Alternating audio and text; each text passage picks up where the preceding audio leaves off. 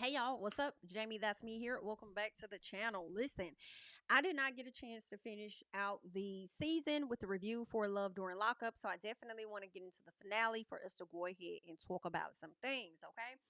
First up, let's talk about Joey and Michael because Joey got the chance to go and meet Michael in prison, had a decent time reconnecting with each other in person. Now, when I saw that Joey got the opportunity to go see Michael, all I thought about was the fake photo that they conjured up to give to whoever they needed to give it to for them to pass the test for Joey to be able to come and see Michael in the first place.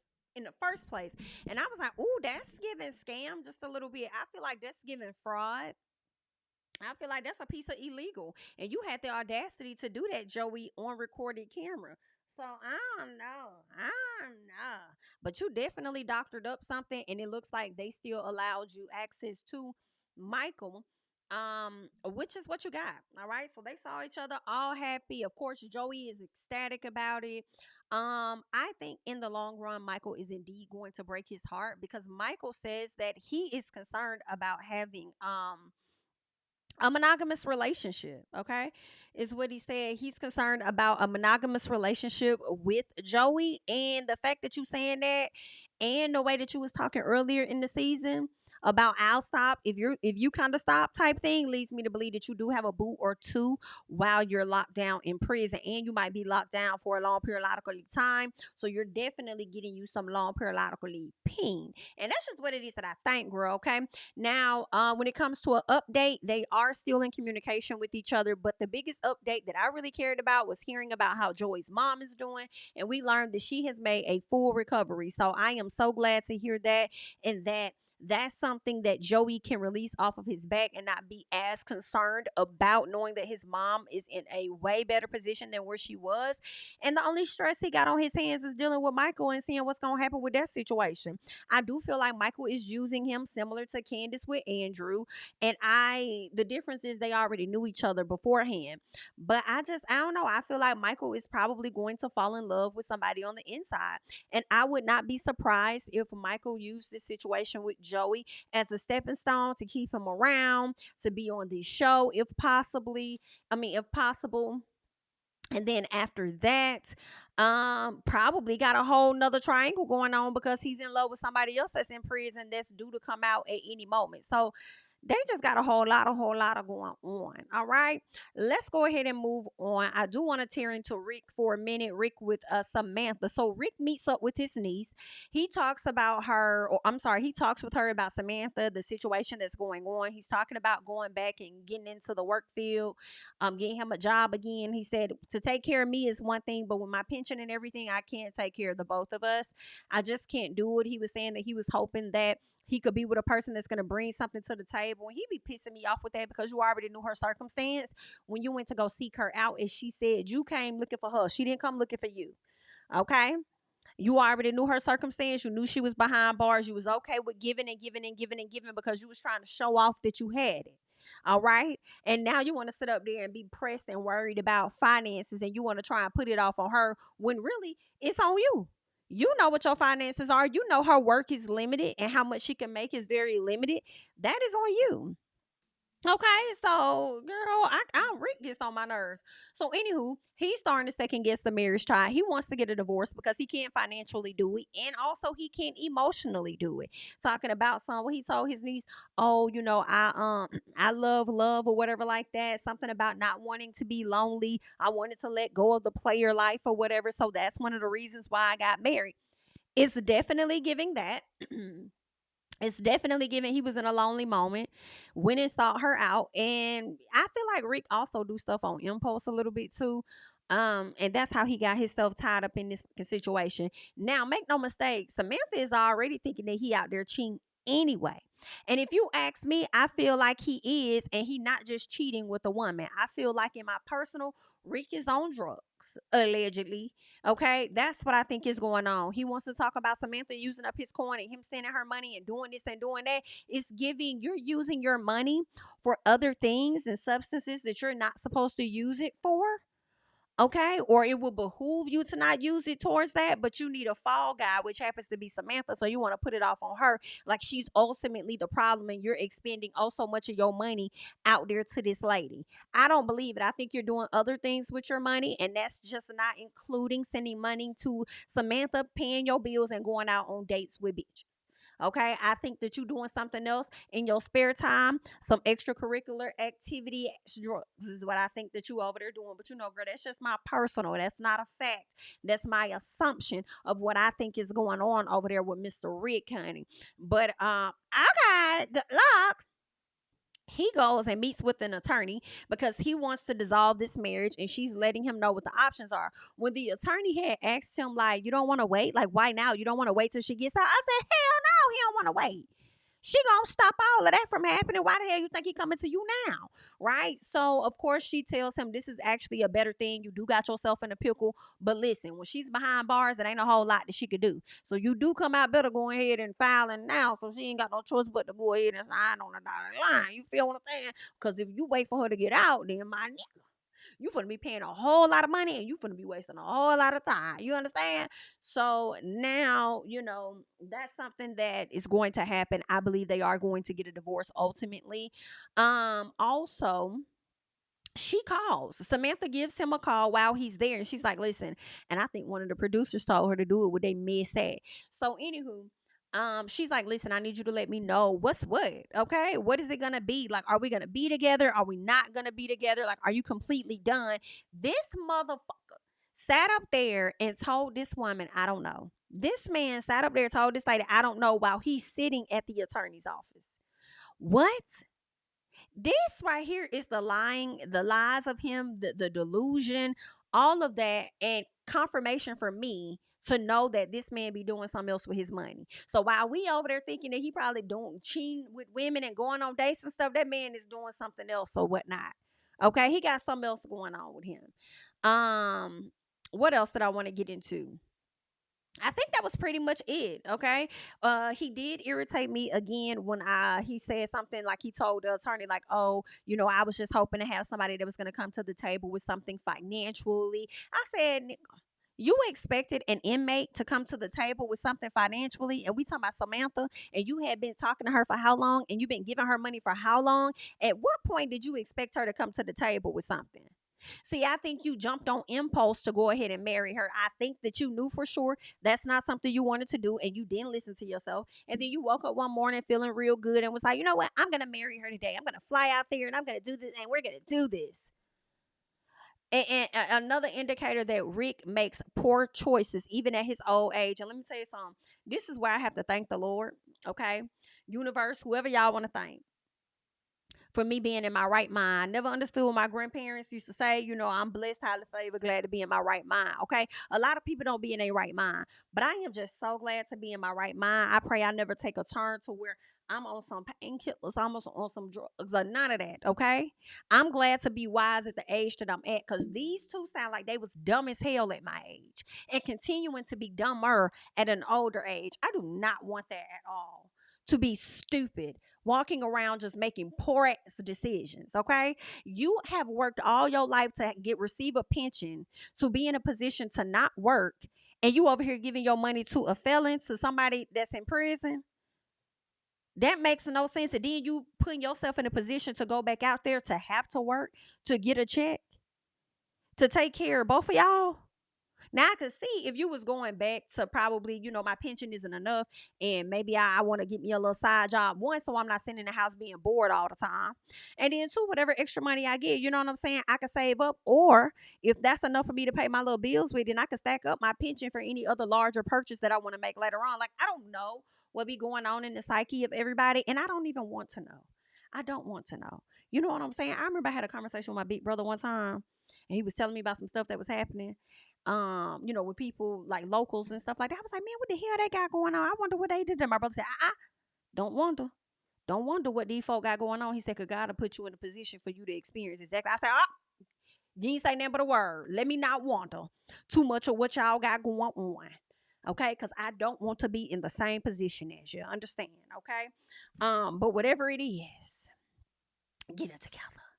Okay, get it together, sir. All right. So they're saying that Sam did not get out during the expected time frame she was expected to get out. So now she's having to. She wish I think she had to stay for another 6 months or whatnot. And then Rick did file for a divorce, and he's back out here dating because he went out on a date with Sandy. She called him trying to see like, yo, what is it really up? This is Samantha. Like, what we really doing?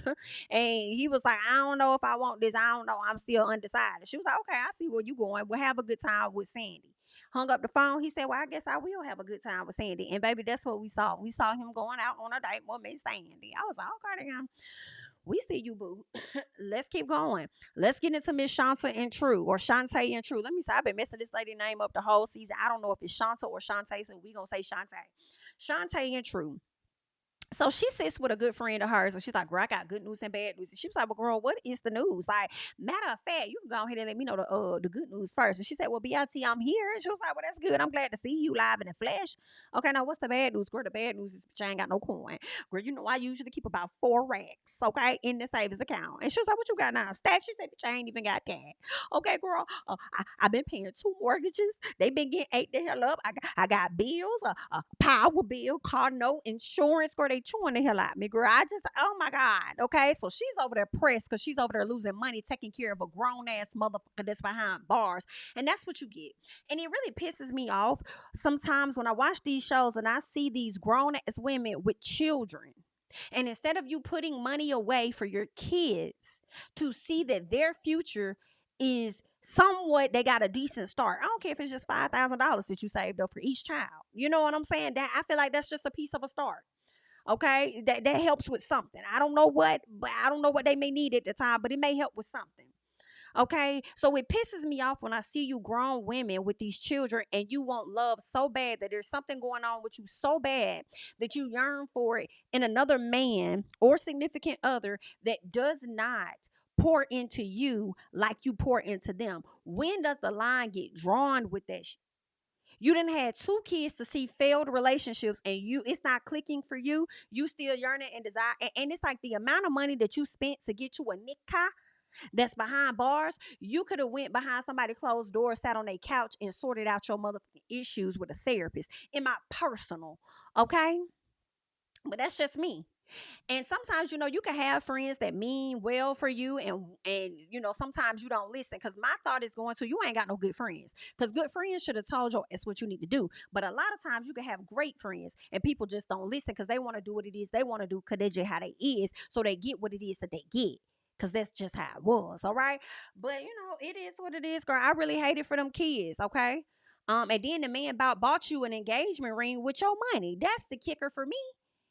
And you over here pouring, you depleting your damn savings account for a man that's sitting over there like, oh, what you got for me today? You got me some shoes, you got me some clothes, what you got me some deodorant, like what all you got me? You got me some cologne. He's over here talking to you like that's why I love when a friend say he acts like a teenager. And I'm like, yes, he literally does. The fact that I sat up there and I was thinking about that, like he over there asking, what you got for me? What you this? What you that? And I'm like, girl, are you sure that's the man you want to take on to be your husband? I can't. And especially after seeing Rob, and I'm not even one trying to really compare them, but to see Rob at least be able to provide for Teeny some kind of way.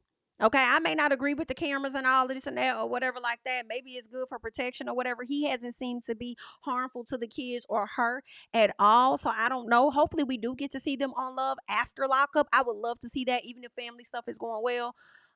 But he's even able to provide for this woman inside. You can't do something, and then the gag for me is the fact that he not even into black women. And you over here breaking your back for a nigga that's not even into y'all. Okay?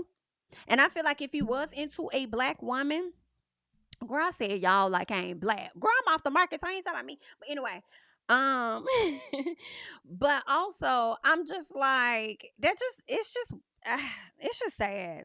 It's just really, really sad. This man ain't even into you. And if he was, it wouldn't be you. In my personal, I don't think so. And his sister and his mom pretty much told you that. So you should have took heed from the time that you had to sit down with them. That should have rung some bells, how he was playing you and how he didn't tell the mama that he was supposed to stay with you, but didn't tell you he was really planning on staying with the mama or whatever. It's giving he was going to stay with the mama and have you pay the bills over there. That man just wanted to have a house he can go in and out of. He's using you for the time being, but he definitely was gonna go back to his mama house. It's just crazy, right? So yeah, she depleted her savings for the possibility of love, hated for her. Then not only that, the stupid fool got demoted from her job. I thought she got demoted because of the show, possibly, but I started thinking, like, if she's like a correctional officer or something of that sort, they probably did demote her. She works with inmates in some type of capacity or something. Maybe that's why she got the demotion, because they don't condone that type of behavior, even though it's not directly in their prison or whatever the case is. It's somebody external. I don't know. But that's crazy work. I hate that she got demoted, but you risked all of this. All of this is what you risked for a man that has not given or shown you anything but a piece of care over the phone. No, ma'am. Okay, and him checking your cousin about, or your stepbrother or whatever, about what was taken from you was more for him. It wasn't for you. It wasn't, you thought this man was gonna have your back of some sort. No, he knows whenever that money is given back to you, then he's gonna get a piece of it. Just like he's trying to get a piece of your restaurant. And you don't even see how he's trying to slide and finagle his way in. What a clown. All right. Then she tells us that she had about $50,000 saved up. I cannot with Shante. I cannot with a bitch like her. We could never be friends, ever. You sit up here and tell me you got 50 racks in your savings account. I know, like God, your kids a piece. Your kids a piece better have some racks in their own savings account. Cause ain't no way you finna have 50 racks and ain't got shit else to show for it no more. Cause you been depleted on him, and your kids' future probably not even secure, just a little bit. That's wild work to me, girl. I hope you was faking them numbers. I hope you was faking them numbers. No, ma'am. No, ma'am. That's just, ooh, girl, I can't. I can. Anywho, the update is, I guess she's still talking to True, and she don't know if she actually gonna go link up with him during his release day. I don't even know why you saying you don't know when we already know that you are, as they are going to be on Love After Lockup. I'm not really interested in seeing them. I'm more interested in seeing Ayana and Jamal and what the hell they got going on. And Ayana may get on my nerves, but I feel like she about more entertaining. Like, I'm not really interested in seeing this man that ain't even into black women play you the hell out like that. Like, it's cringeworthy, girl. But anywho, honey, good luck, because that's what you wanted, and that is what you're getting. Let's get to Andrew, who got his silly ass finessed. And although I feel like, Candace, you was a dog ass dirty hoe, I do feel like I want Karma to come in and cag this out you. I do. I want Karma to come in and light you up, ma'am, because you was out of line. But at the end of the day, you knew who to play it with. Because if you're going to have a fool that's going to sit up there and do it, let his dumbass do it. And let's be honest, it wasn't like Candace sat up there and really asked him to do a lot of that stuff.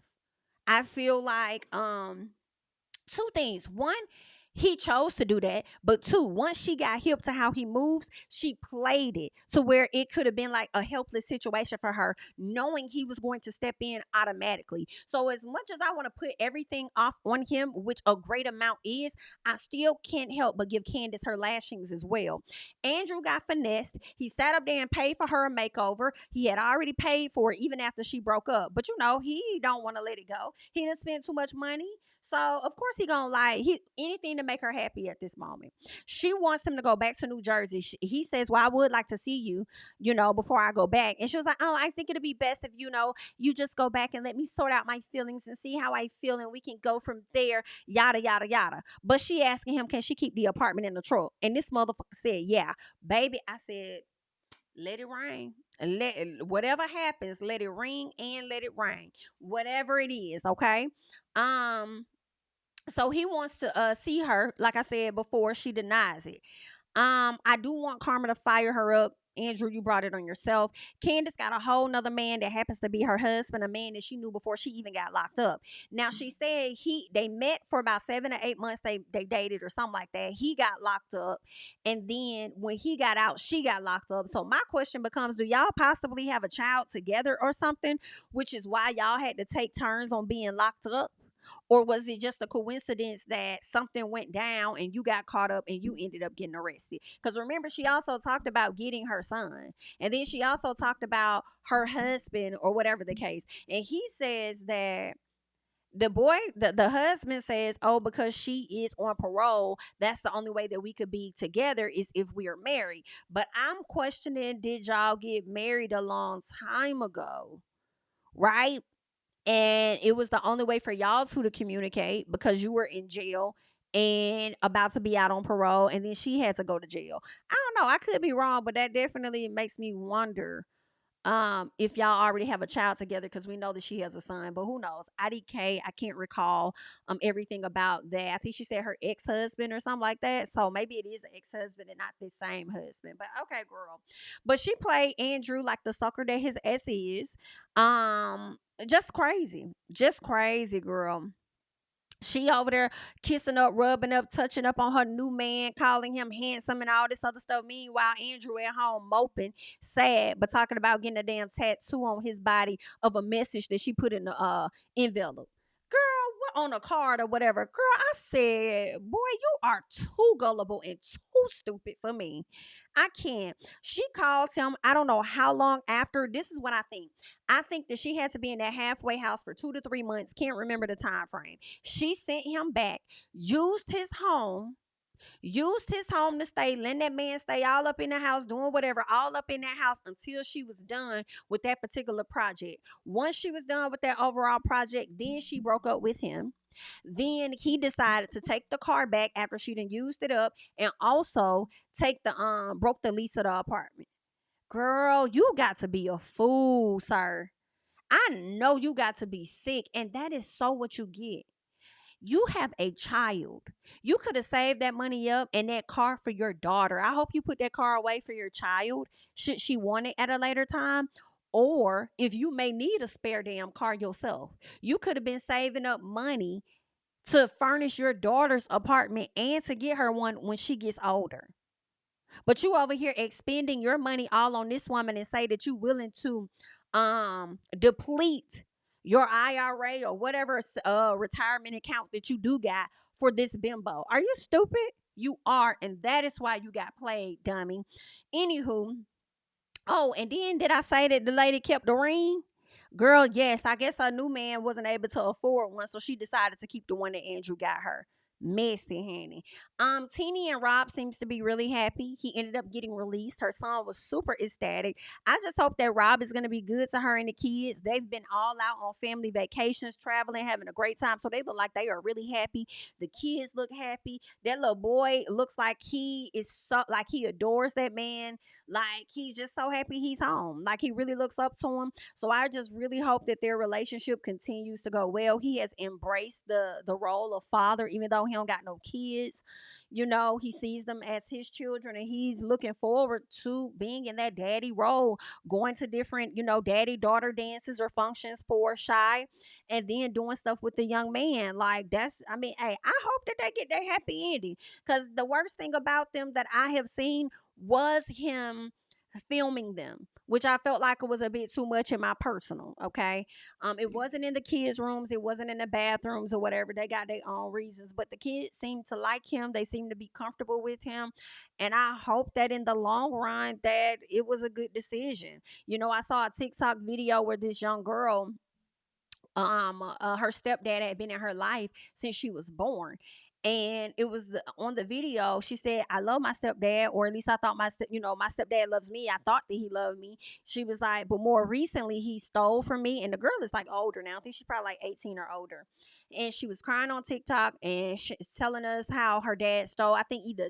10K or 20K from her, and she was gonna go and study abroad, I think in Japan or Asia or somewhere. She was gonna go study abroad, and that's what that money was saved for. But he came, broke into the house, and stole it. In addition to that, he came and, girl, when I tell you he ransacked the entire house, had just tore her mama room the fuck up. Okay, went tore the kitchen the fuck down.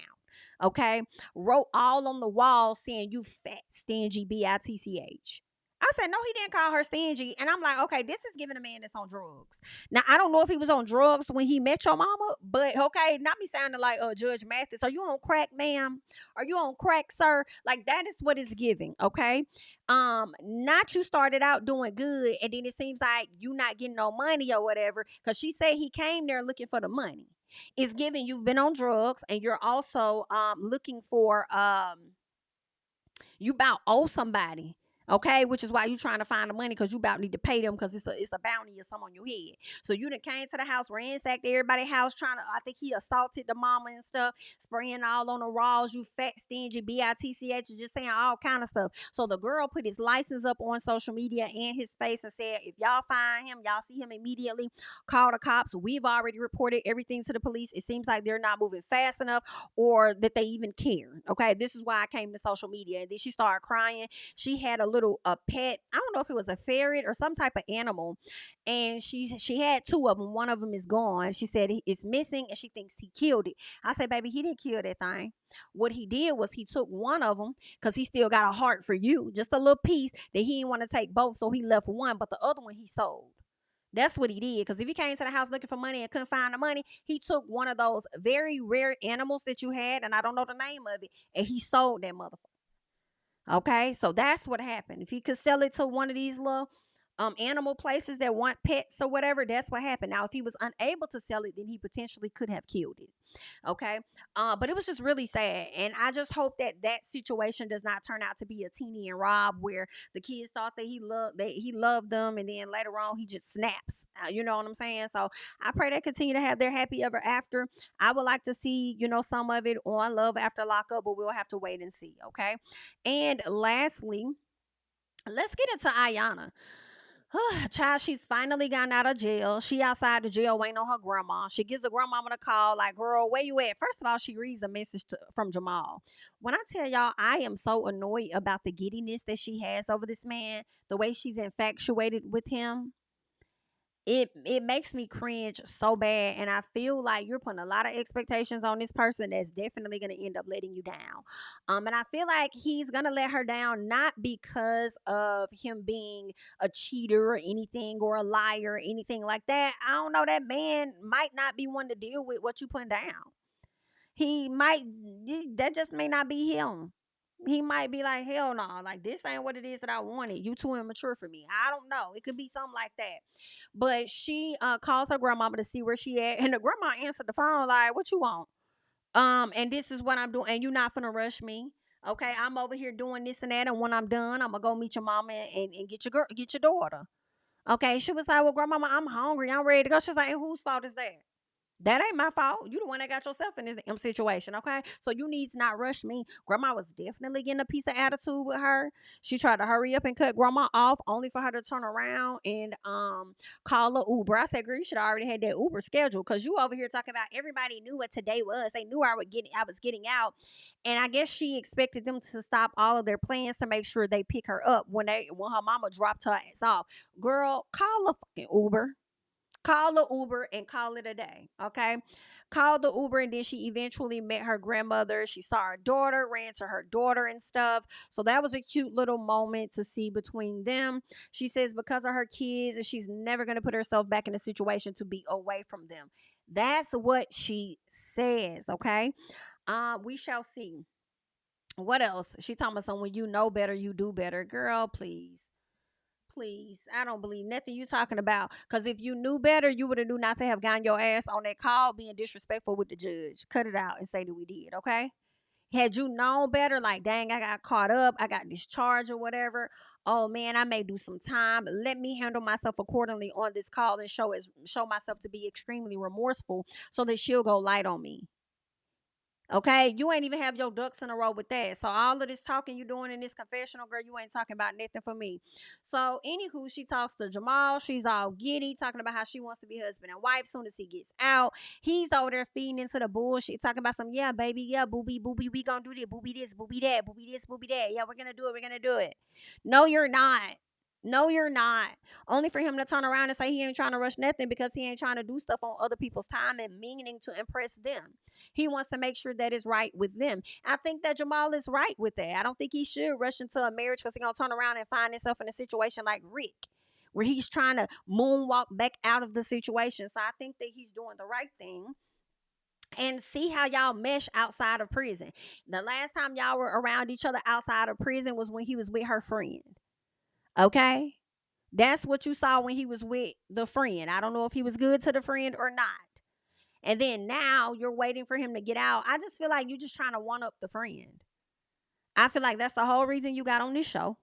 You got on this show so that you could turn around and one up and look like I put him on. I'm the one that got him on TV. I did this, I did that. And then once he makes you his wife, which is so stupid for you to inherit because this man got 5 kids and you probably gonna be responsible for some of his child support debt and ain't no telling what else. But if that's what you want to do what you want to do, girl. Okay, but it's all because you trying to son and throw it in somebody else's face. And I feel like down the road, give it some time, it's not gonna pan out that way, and you're gonna wish that you would have made different decisions, especially while the very people that you try to, put impress upon whatever, those people gonna been elevated to different parts of their life, moving on and moving past the BS, and you gonna wish that you would have made some different decisions at that point. But girl, either way, honey, good luck. Jamal is expected to be released at the end of this year, so we'll see how that's gonna play out.